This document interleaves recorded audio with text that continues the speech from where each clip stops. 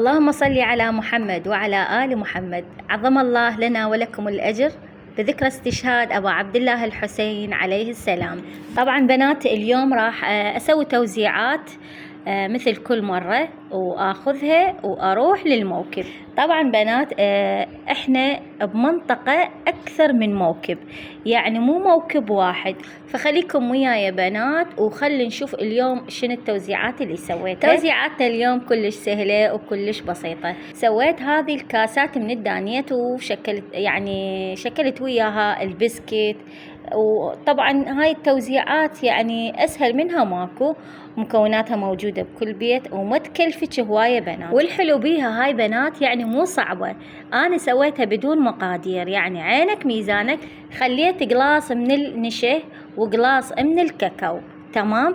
الشكر بنات حسب الرغبة، يعني شفت حالاتها معتدلة وحالاتها مقبولة اكتفيت بعد ما ضفت شكر، وضفت تقريبا لترين من الحليب، ربع قالب من الزبدة، وباكيت من القشطة، هاي ضفتهم بالأخير ورا ما سخنت عندي هذه المكونات، وفرغتها بهاي الأكواب وزينتها بالبسكت.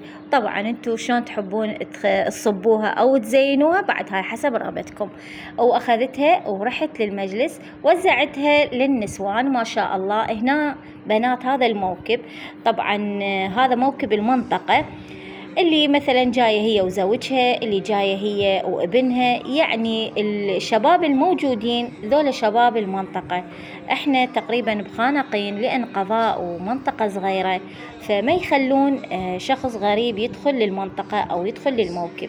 هذا موكب المنطقة، لأن احنا هناك كل منطقة بيها الموكب الخاص بيها.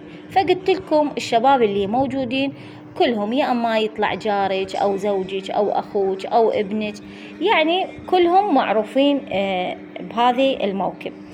فبنات يسألون يقولون شلون ترحون المواكب مختلطة بالرجال، فحبيت اوضح لكم هاي الصورة، انه النساء تقعد ببحد والرجال ببحد، والرجال اللي موجودين او الشباب اللي موجودين طبعا هم مثل ما قلت لكم مو غربة، هم من المنطقة وماكو واحد غريب ويانا نهائيا.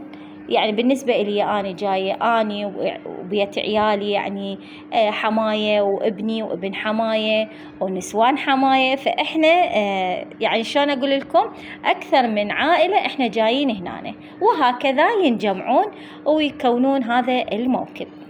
فكل وحدة عندها مثلا نذر تجي توفيه أو تجي تطلب مراد، تجيب وياها نذرها وتوزعها للنسوان.